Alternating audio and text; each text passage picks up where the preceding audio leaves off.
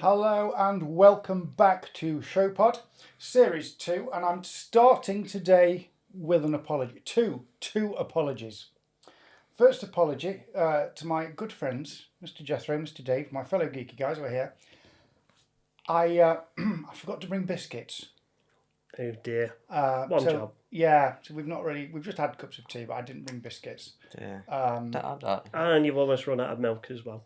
Thank you for that. Yes, we've almost run out of milk as well. I don't know why, but should just go home. Right, that's it. And the second apology is to you people listening and watching at home. Towards the end of last series, we said that I would be doing a forfeit. Yes. We've not yet done and recorded that forfeit, but it is on our slate to do, and it will be coming later this series, so don't worry, we are still going to do it. We'll the make guys you do it. will not let me off. No. As part of the forfeit, I have to set the questions for the quizzes for this series. And again, we're doing a quiz. We're doing the Geeky Guys quiz, which will be Dave versus Jethro. Yeah. We'll come to that a little bit later on. That's going to be a change, isn't it? Yeah, it's weird. It's all changing. I'm going to be on the receiving end of the torture. Yes. Yes. Talking of you don't need to laugh like that. You don't need to laugh like you're enjoying yourself. Talking about being on the receiving end of torture. Today we're talking about the Star Trek offering that came out recently, Section 31.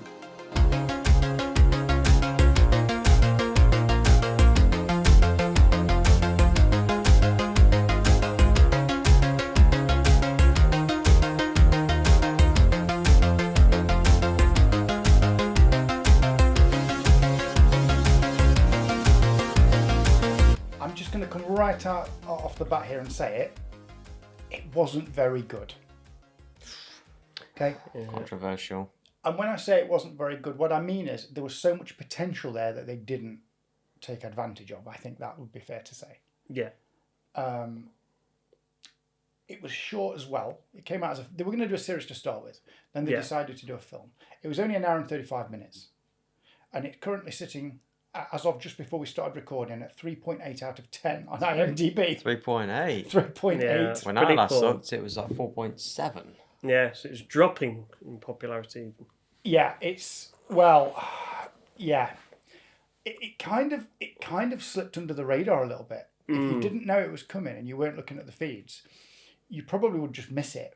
Yeah. So probably people have watched it since you looked, Jethro, realised how shockingly bad it is, and then just rated it down. Although it was one of those shows when it was first announced, we were a little bit excited about it, kind of the military side of Starfleet and the potential, the clandestine hidden operations and things in the behind the scenes you don't normally see. And we thought that might work quite well. It might be something a bit different and introduce some other aspects of Starfleet and other characters in Starfleet we've not dealt with before. And then it just kind of landed, and it just wasn't that at all, was it? No. So what was it? What was it? Yeah. I think it was a low budget. I say low budget. It came across For Star Trek. Yes. Production-wise, they spent a lot on it. But what I mean is, in terms of the product you got at the end, certainly story-wise, it came across as though it was a low-budget thing. And it was a low-budget sci-fi film that really wasn't Star Trek at all, was it? Seemed very rushed and very generic sci-fi. You could take the Trek out of it, and it would just work as a standard low-budget sci-fi film that probably would warrant the rating on IMDb that it got. It's probably one of those, Jethro, where in 5-10 years' time, if it wasn't a Star Trek one, it'd become a cool classic. Yeah, true. Or are we thinking, or am I being too generous with it? I'm being too generous with it. I think you are. I mean, you had the good aspect with it that you got Michelle Yeoh. I felt so sorry for her because her performance was actually quite good. Yeah, she did the best with what she got. This whole sort of misfit band of people that got put together was a bit felt, Guardians of the Galaxy-esque. It felt paint by numbers because it felt as if, all right, we want a Star Trek version of that, like a Star Trek version of Guardians of the Galaxy or of Suicide Squad. And it was just like, well, we're going to do this because they do it, or this is what typically happens in a movie like this, not because the story required it. And dare I say, that has happened with a lot of... It's happened with a lot of franchises, but Star Trek, I'm afraid, it is... A lot of recent Trek has been going down the route of, we're going to do it because other franchises have done it and they've been successful, not figuring out what can be good, what can be a good story for us to tell. Yeah. Yeah, it was probably slightly ill-judged, wasn't it? They kind of went for what's kind of been popular in recent times, like we've just said, and it just didn't really work. It didn't land, did it? It could have done. If you take the writer's room, when they first came up with the idea, right, a couple of things to bear in mind. One, when they came up with it, Discovery was doing really well. Yeah. Okay. And obviously she's a character from Discovery. It's almost an offshoot of Discovery. Okay. She got left behind when Discovery went off into the future. So she's there, great character, why not use her? We'd already come across Section 31 anyway, because we'd got the characters from Discovery that were Section 31. Yeah. But you didn't know much about them. And so I thought, yeah, that's cool. Use her. She's a formidable force, isn't she? Yeah. As a character, Giorgio, or mirror Giorgio, because that's what she is. So the writing room is like, oh well, let's do this. Oh, it sounds awesome. What are we going to do? A series, because that's what it was going to be. Yeah. And there's so much you could tell in that series about this clandestine organisation and how it works a little bit, and how did they manage to get her into the organisation, or is she going to work against them? And it was full of intrigue, and then it just, obviously what happened is they all fell asleep and the cleaner came in and said, oh, I better finish this writing up for them. And it just didn't pop. The whole way they put, like you said, about putting them together like Guardians of the Galaxy or Suicide Squad. Yeah. What is all that? Like some kind of weird, like almost like a tesseract from Doctor Who. Someone who could be someone else, a cyborg type person. No, what are you doing? Well, the thing with that is, obviously, like I say, it was commissioned quite early on, but in terms of actually making it, it was made quite late on. Like when they initially announced it in, was it 2018 to 2019, it was like a series of shows. There was going to be Picard. Mm-hmm. There was going to be an Academy series that Which they is announced. dropping very soon. They announced Section 31 as a series. They announced a kids-centric animated series and an adults-centric comedy animated series. Now, the thing is, one of the new offerings of Star Trek that has gone on for at least 2 seasons, third one is coming out now, hasn't been on that initial platter, and that was Strange New Worlds.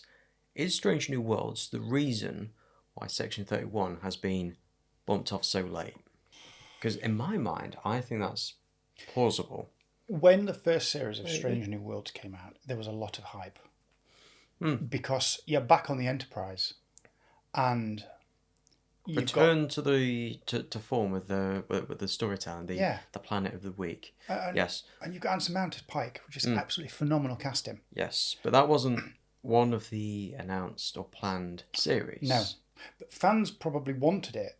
You'd seen Pike and you'd seen the Enterprise very briefly in Discovery. And then fans were like, oh, fantastic. Like, you're doing that as a series. And it got so much traction that maybe that made them think we're going to do it. I think they were planning it before. Plus, they'd already got the sets there, hadn't they? Yeah, they spent a lot of money. I mean, they redesigned the set, though, for Strange New Worlds. They made it smaller to more mirror the original series. Original Enterprise. Rather than that big open set that they had on the Enterprise on Discovery. But with that, if they're announcing it, that means they're contractually obligated, well, not contractually obligated to make it, but at least if they they're feel going to make morally it... honor bound. No, well, we talk about corporations here, so morally honor bound doesn't matter with that. But you want to be able to keep these people on contract. Like, you are going to do this thing, yeah? Okay, we check back in like a year or two. You're still right to do this thing at some point? Yeah. So that's probably what happened with Prodigy and the Academy series and with Section 31. Now, obviously, if you think back to, what was it, early 2023, Michelle Yeoh got a very prestigious award for Everything Everywhere All at Once, which therefore made her a more in-demand actor. So, and they realised, wait, we have her on contract for this series, but we haven't made any plans about it. We haven't made any plans to make it. So they probably had an executive... No, this is speculation here. They probably had an executive order from on high saying, why haven't you We got need to it get down? this done now. Yeah, get this done, capitalise on her fame, do it now. No, you do it now. You do it now. While she's Well, trending. we'll just do it as a film. And I don't know whether... I can't remember now. People can write letters in and let me know. But I thought it was going to be a series, but because of her time, they made it into a film instead because you couldn't I go believe into a so, series. yeah. But at least capitalise on her fame. Yeah. And which is why I feel this is more of a corporate-driven... like a corporate-driven film than something that the people behind it actually wanted to make. Now, I'm saying that as someone who is more aware of behind the scenes, but watching it... Yeah. Certainly feels it. Certainly feels corporate and hollow and soulless. We actually, it's one of the few things that we've actually watched together. All three of us watched it, didn't we? Did all three of us watch it? Section We 31. did Yeah. at the same time. No. Yeah. Did you not watch it with No, us? no, it was us two and Mr. Frith, wasn't it? Oh, watched it. okay, yeah. Sorry, Jeff. I know, I'm easily replaceable. Yes. Well, yeah, me and Dave watched it. Yeah, And I remember saying to you after about 10 or 15 minutes, yeah, it just This is wasn't just looking, rubbish, feeling isn't it? right at all, was it? and about halfway through, we actually said, are we going to just turn it off? And we're like, well, I suppose we ought to. We can't properly slag it off if we don't watch If you've it all the not way to seen the it end. all, yeah. Have you ever felt that during a Star Trek film? No. Well, until this one.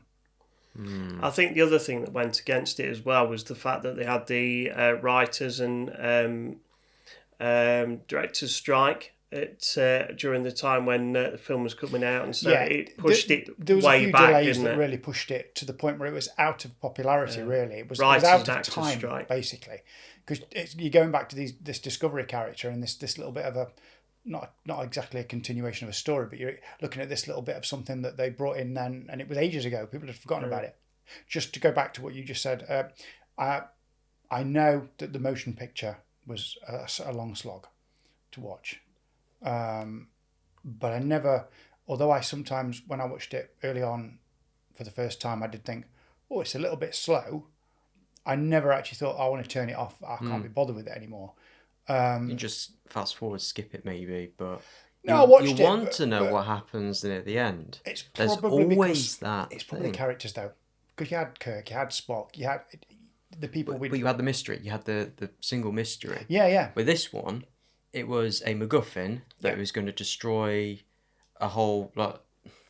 this one, it was the whole quadrant. Now, It's in some Doom guy Trek, with some bomb that's really bad, and we have to stop him. It was not exactly, Since, like, for the past 20, 25 years Yeah. in Star Trek, there's always been a threat that's going to destroy Earth, the Alpha Quadrant, the Federation, and after a point, it's like, oh, give it a break, change the tune. Like, the first time, it works. Like, in TNG with Borg invading, that works because it was new, it's novel. Yeah. The Dominion, that's a larger, bigger arc, more existential threat. I get it. more intricate. When it comes to, like, Discovery, and it's like, oh dear, there's this big thing that's going to destroy the whole thing. Like, I don't care. That dragged I on don't for a care. while, to be honest. Like, And then we Discovery... had the burn, which of course Well- had destroyed a lot of things. That was an interesting way of doing it. Yes, I will give it that. But Discovery, its main weakness is relying on the MacGuffin that's going to destroy the whole world. And that is the thing that Section 31 did. And as soon as they had, oh, this is the thing that's going to destroy the whole quadrant, I was just like, oh, give it a rest. Come It's on. a little bomb in a Change box. the tune. Come on. You didn't have any. I think the other thing was as well is you didn't quickly gain any love or interest in any of the characters, did you? Which is No. what draws you in and makes you want to see how they develop and where they end up at the end. And because there was such a disparate, poorly assembled, poorly executed group, you just didn't have that. There is something about Section 31 I do want to just mention, but before I do that, what we're going to do now is pop over and have a look at our quiz offering for today. Oh, yes. So, as I said at the beginning, I'm quizmaster for this series. It's Mr. Dave versus Mr. Jethro. are you ready? I think so. Let's go over for the first quiz of Series 2 of Showpod. Here we go, gentlemen. First quiz of Series 2. Mr. Dave versus Mr. Jethro. Yes. Mr. P is setting the questions. It's all change. And Yeah, your it feels weird being on this end. Your first pre-question is, for both of you, Pre-question. pre-question, are you ready? Yeah. Yeah. Just about. Yeah. Maybe. I'm going to take that as a hell yeah. And here we go. Question number 1. Which actor played the Doctor in Doctor Who between 74 and 81? Tom Mr. Baker. Jethro. Tom Baker is just the ahead of me. correct answer. Question number 2. In which star system does Luke Skywalker go to train with Yoda? Mr. Dave. Dagobah. It is the Dagobah system. I don't know why I had Yarvin in my head. That's completely the wrong answer. It's an answer, but not the right one. Question number 3. How many decks does the Enterprise D have? You're slamming the buzzer there 3 times before it actually I went. thought he was banging out the answer there. I was waiting for Mr. Dave to just push his buzzer instead and answer, but he didn't. 42. It's 42. I'm not looking over there, don't worry. No, I don't think it says on there, does it? No. It's no. the exterior view here of the. If you're not people that But can't see, we've got the blueprints for the Enterprise on the wall, but it's only an The external answer view, is not there. and it's not there. Good. It is 42, the ultimate It answer is. to life, the universe, and everything. Unless I buzz it and just be like, oh, yeah. I can't see. Bring it closer. I like this question. Question number 4. I had to look this up, but I thought it'd be a good question. Jethro might know this. In what year was NASA formed? He's going for it. 1959. Is incorrect. Oh, incorrect. Oh. Mr. Dave, do you want to chuck a date in I'll there? go for 1949. Oh, no. Mr. Jethro was very close, but he was... Can I have another guess? Go on, then. 1957. No! No. 1958. You went 9, you went 7, Went it's too early. 1958. Is it closest wins? No, I'm going to Okay. give no points to that one. Oh. If it was me, I would have gone closest wins. That's the but- way I'm going to... Well, you know, well... It's a change for this series. It's a change. Right, If you get fair the enough. answer wrong, you get the Getting answer serious. wrong. That's the way it works. Fair enough. I think I'm right in saying it was October, but don't quote me on that. I think when I looked it up, I didn't write it on here, but I think it was October. So it was the end of 1958, which is probably why you thought 59 to start with, because it was towards the end of 58. Question number 5. In the MCU, what is the name of Thor's hammer? Molyneux. It is, in fact, yes.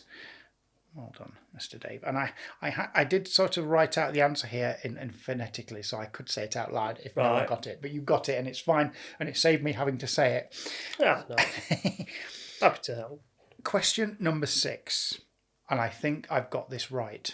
I'm looking at Jethro because I'm Oh. expecting he's going to tell me the right answer. I'll have to take the answer that I've got on the And card. I'm also Right. hoping that he tells me I'm Wait, right. you're the quizmaster here. I am, but it's a Stargate question. It is. Oh. It is.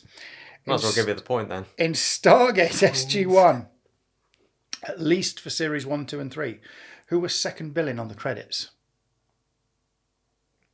How many of these episodes have you watched that you didn't pay attention to what the order of the credits and they came up on the screen? Michael Shanks. It is Michael Shanks. Oh, my God. Made you think, though. Yeah. Made you yeah, 'cause think. I knew later on, like in the middle of the series, it was like he was at the end, but it was like Michael Shanks. Which is why I said Series 1, 2 and 3. Yeah, that made me think because I would have gone Amanda Tapping. I think she was. I think she was third billed in 1, 2 and 3. I think. Yeah. I haven't got that on my notes, but that was just my nugget from when I did the research for this one. I remembered it. See, we're always learning. We're always learning. Question number 7. In which year was the film released? A 2001: A Space Odyssey. That's 68. It is 1968. You got in there. You would have got that for... well, you would have got that, wouldn't you? Yeah, and it was 68 or 69. I'd have said 68. That was quick. Okay, fingers on buzzers. You both should get this. Oh, dear. Chance for Dave to run in, jump in and get a point. In Knight Rider, what is the name of Kit's evil twin? Jethro's in there. Car? It is Car. Yeah, it was Car, K-A-R-R, Knight's Automated Roving Robot. Or Knight Automated Roving Robot. I was hoping you wouldn't get us to spell it because I wouldn't have got that. I just knew it was called Car. Car, yeah. K-A-R-R. It was there. Knight's I just Automated double-checked myself Roving then. Robot. Like, Question number 9. In the film Short Circuit, Johnny Five is a robot that comes to life with intelligence. Who voiced Johnny Five in that film? ooh, that's a good question. I will tell you, I would not have got this had this had been my question. I would not have got it, which is another reason why I wanted to look at it. Oh, Dave's going in there. Was it Pee Wee Herman? It wasn't. That was it, I could think. It was No. just off the top of my head. And no guesses? No guesses. Not sure. It was Tim Blaney, apparently. I wouldn't have got that. No. So there you go. Just another little nugget of If the answer information. had been Fisher Stevens, I'd have been straight in there with it. Well, but, he was in it, yeah. of course. He played Ben Jarvie, who And was, Steve Guttenberg as well. who was one of the two people that created the robots. Nova 5. Yeah, working for Nova 5. And question number 10. What is the closest star to the Sun?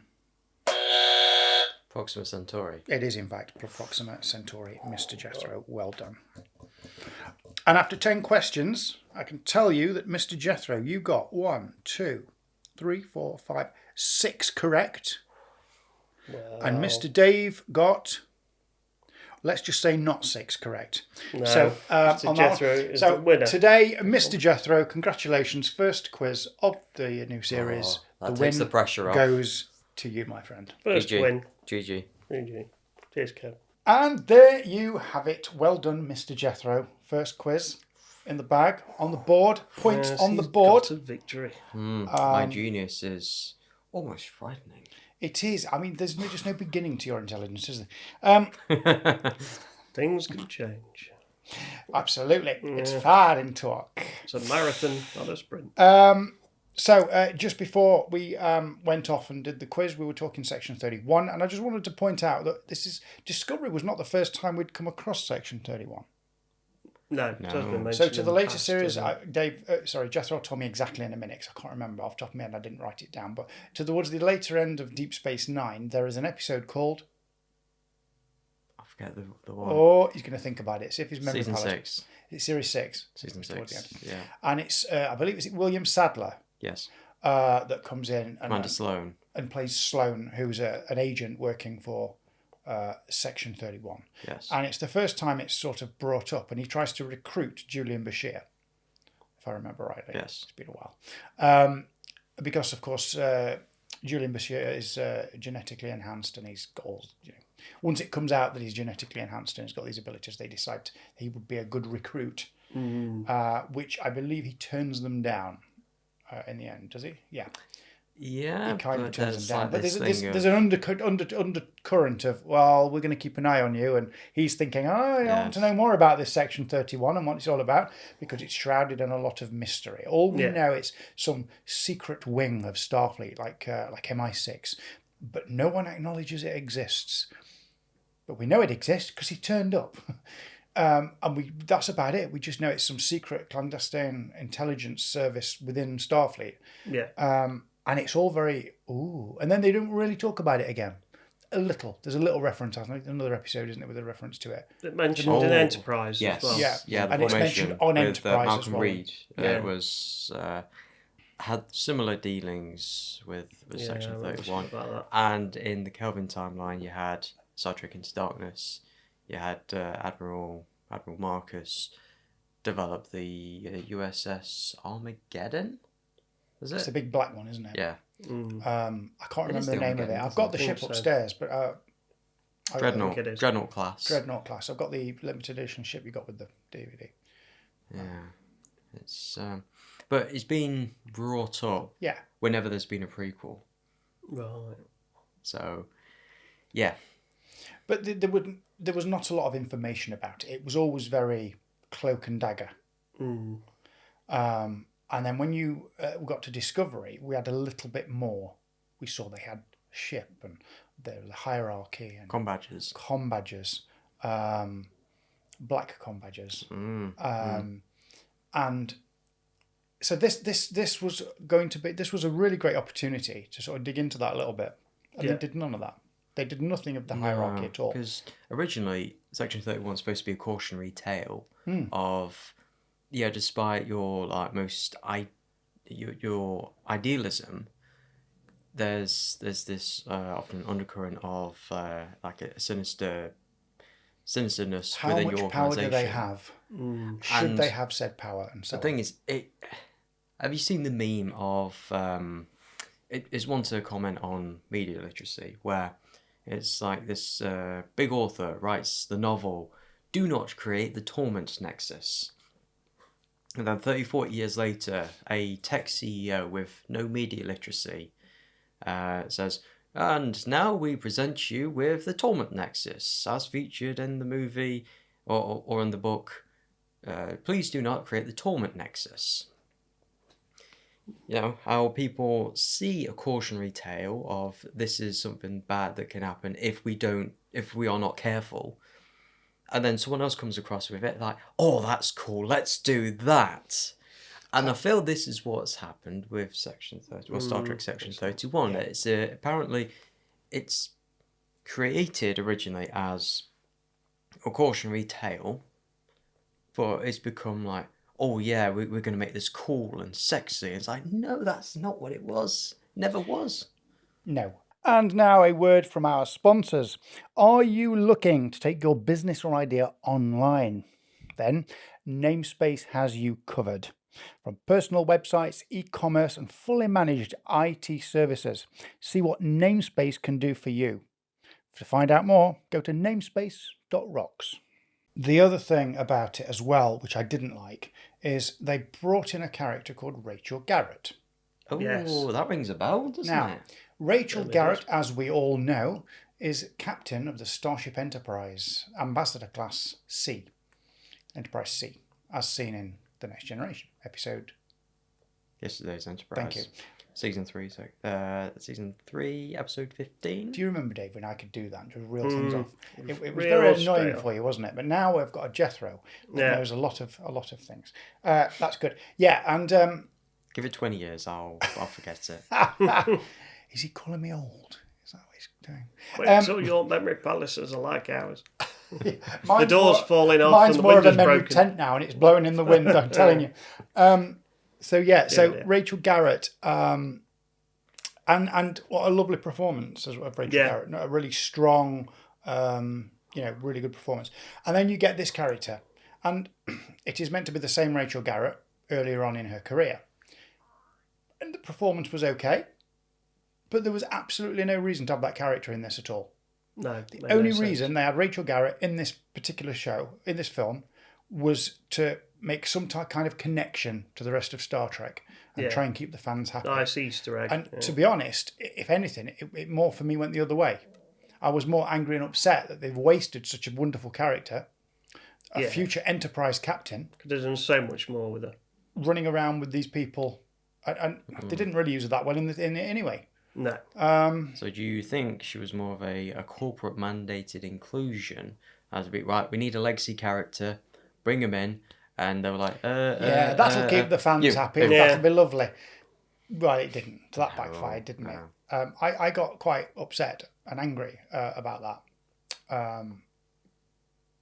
And I'm not taking anything away from, like I say, Casey Roll's performance in Section 31. Oh no, she did. No. She did as best as she could given the material. Yeah, she was given. I think you could say that for all of them. None of them were awful actors or anything like that. They all made the best of what they've been given, and the bad acting wasn't something's at the forefront of your mind when you're thinking about Section 31. It was more the writing and how it was just a bit. But even then, messily I wouldn't even blame the writers or the directors behind it, because in my mind, I'll blame whoever it was who rushed this and ordered it.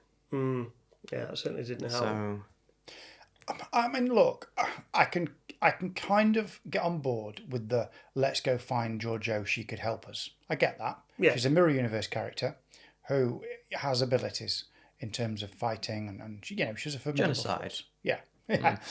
What better way to protect us than find someone who would absolutely destroy us if they really had the chance and wanted to. I get on board with that.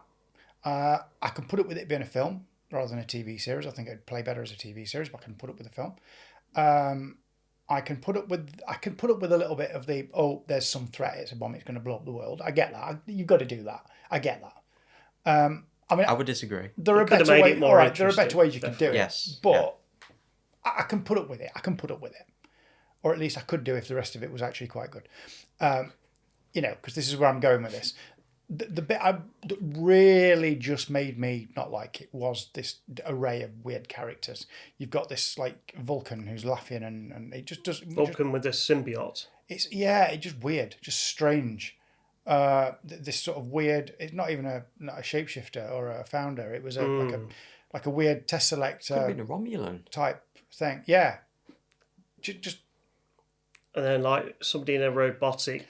Yeah, you got cyborg in it. Cyborg thing that could have been in Fallout. This is supposed to be... But that could have worked, though. Out of everything, I feel that would have worked the best. I think if it had been a case of we've got this suit and we'll take it out near the end and use it because we needed to use this suit to do something big, not just all the time walking around. This is meant to be a clandestine group that are meant to slip under the radar, right? I mean, we say this when we talk about like James Bond. He's meant to be a super spy. Yeah, he uses his own name. Everybody knows who he is and he blows things up all around the place. That's not how secret spies work. But you put up with it because it's James Bond and it's, that's the film. And he kind of, he does do some spy stuff. But these guys, the whole organisation is supposed to be clandestine. And they sort of leave this wake of destruction wherever they go. Yeah, the most visible secret agency ever. Yeah, they might as well have wore the jackets with the division on the back of them. It just, So that's what did it for me, I think, more than anything else. I could put up with the rest of the stuff. But that just didn't do it for me. All right, so we've slagged this off a bit. We have. Right, okay. What are your favourite parts of this film? Let's go with something positive. Dave, what's your favourite bit? I think you can't say the end credits. I think, like we mentioned earlier, Michelle Yeoh's performance, fighting skills, the atmosphere that surrounded it, it was good, and that brought something to it. But I think anything else, I don't think there was anything else particularly that was great for me. I don't think. Okay. But we used to do a feature in our old show, Tea Break Podcast, and it was called PPCC, right? Which is positive, constructive criticism. So at the end, we would give 2 positives and then a piece of constructive criticism. Now we stopped that feature because what we found is throughout every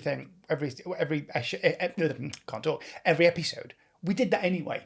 So we got to the end, and then we got to a point, Dave, didn't we, where it was like, what's good about it? Well, the production value was very, very good. Yeah.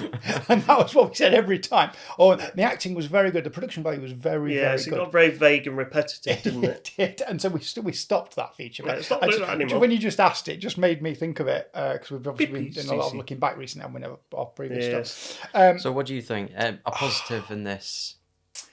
There was one piece of it I did quite like, which is there's a sequence when they get to her space station and the bad guy turns up and he's got this box and they've got to try and protect it. And there's this whole almost ballet style fight sequence where they're phasing in and out of this reality and the next one. And they're phasing through walls and fighting and sort of becoming solid and then phasing again through the wall. And I liked that sequence. I thought that was really well done. And I am going to be annoyed by both of you because those are the 2 things I was going to say. You didn't like... I did like. Well, that's good. That's good. At least we're on the same page. Yeah. Yeah. It just shows that there's only so many good things in this thing when that's all we can think of. But there are some good things. It's not all negative. There is, there's a couple of things. The whole thing as a whole, if we're honest, I mean, although I said, I couldn't get through it, it was late at night when we were watching it. Yeah. We were tired. Were you imbibed? Sorry? Were you imbibed? No. Oh. Yeah. No. In fact, no. Oh, really? And that's a surprise for Oh, you. no, But yeah, there you go. at that point on that night, we wasn't. No, I don't think we were we? Do you think we would have enjoyed it more if you were? Probably. Yeah, if we watch it again, it's a bottle of wine type film. Yeah. Isn't it? I think, to be honest, I think it's probably worth another watch. Now, I Yeah. say that and earlier, I'm not backtracking because I know earlier I said I just didn't know if we could get through it, but it was late at night. We probably were a bit tired. And we put it on just because it was there and it had just come out. And I just think maybe after slagging it off, if we watch it again, we might see a bit more positivity from it that we didn't catch the first time. We could always watch it again and do a follow-up. Yeah, I think it would be worth, before the end of this series of Showpod, if we all sort of rewatch it and then just have a quick comment on one of our videos later on and just say, were we right or were we too harsh or were we not harsh enough? I think I know where we're going to land on it, but you don't know until you rewatch it. Have you only watched it once, Jethro? Yes. Yeah. Your facial expression there told me you're really not interested in watching it again. There are other things I would rather watch. Things I know I would enjoy more. And after all, our time on this earth is limited. Yes. And in other words, you don't want to waste your time with that rubbish. There's lots more. I'd rather go and pick my toenails. I think. Well, that reminds me, I need to. Though. But not now. That can wait. Yes, no, don't do that now. But for bonus content of Mr. Jethro picking his toenails. Go to this website with this code. Yes, I won't do that for free, mind you. No. But yeah, I mean, we've got other good Trek out there. We've got other. I say good Trek, we don't know yet. Hopefully good Trek coming out in the near future. Obviously, Strange New Worlds coming out later this year, is it? Yeah, and that's going to be awesome. We ended series 2 Well, with we hope it is. a bit of a cliffhanger. Yes, yes. A big cliffhanger, really.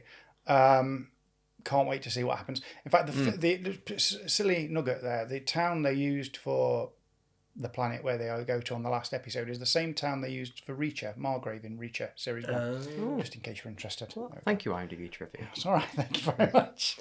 Yeah. Well, I think we can say with this film, it's not like the end of Trek. It's not a nail in the coffin of Trek, which is good.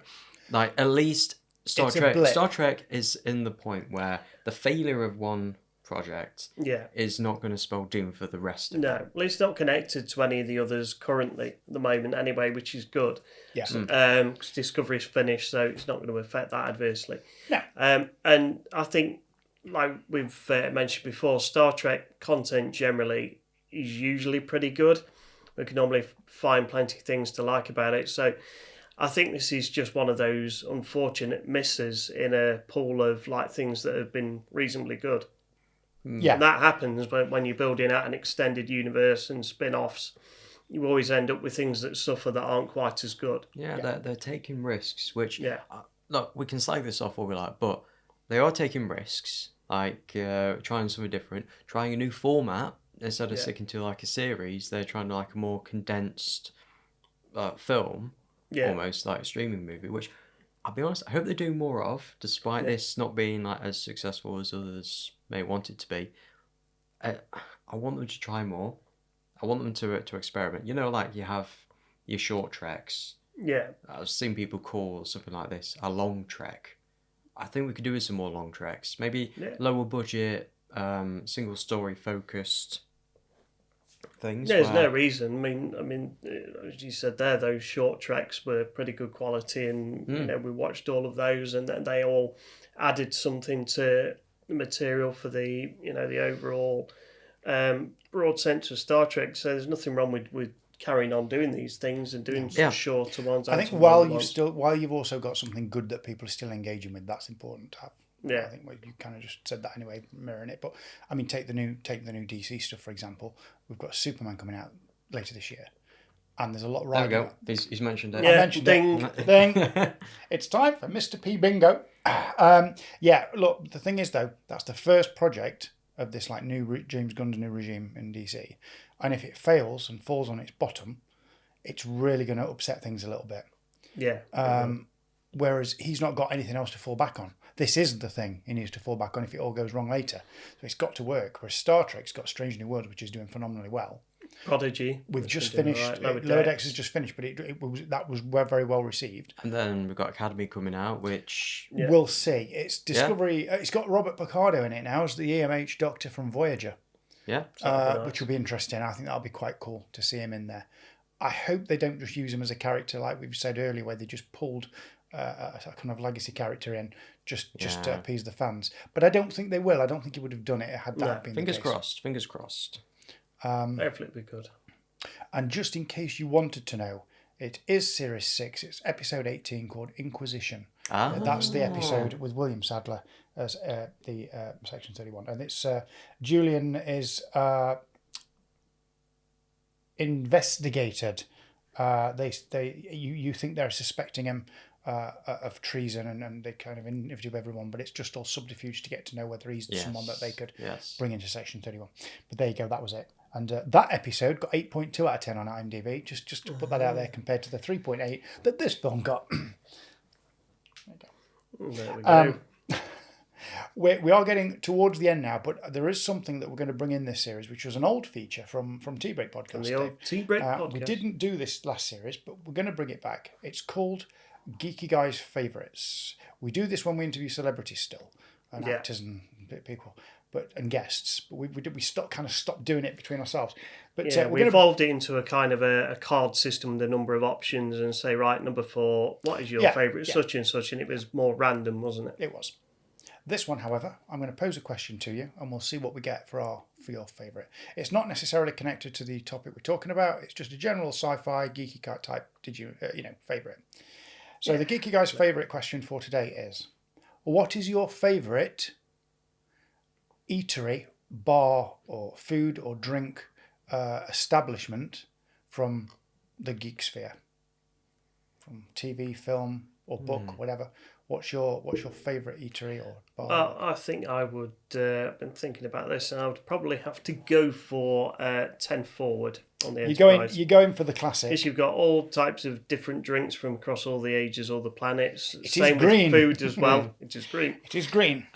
You've got good bar staff to talk about your worldly problems with for the evening. There's plenty of interesting people knocking about. So I think, and a good view out the window as well with the stars and galaxies passing by. So I think 10 Forward for me. What about you, Mr. Jethro? Los Polos Hermanos. Of course, Los Polos Hermanos. Yes, because it just everyone says how good the chicken tastes there. And we should just point out for anyone that doesn't know what that is. You should. It's the eatery from Breaking Bad.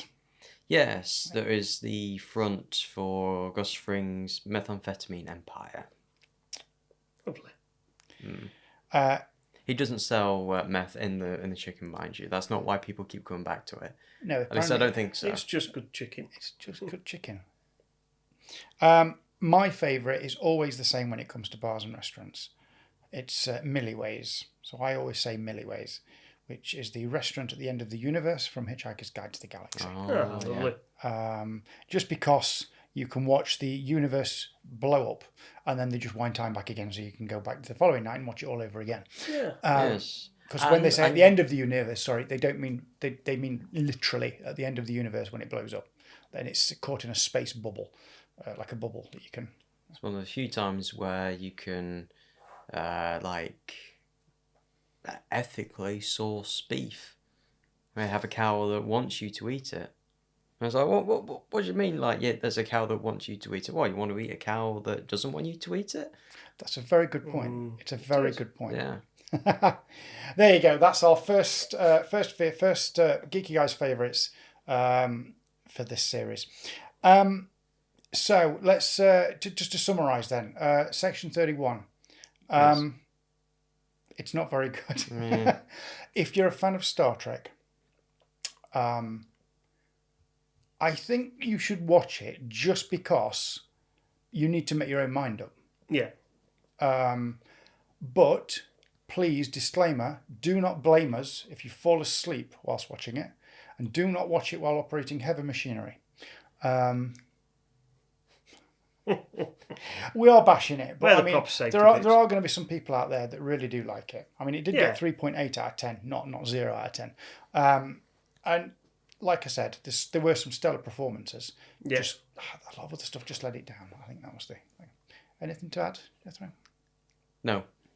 Mr. Dave?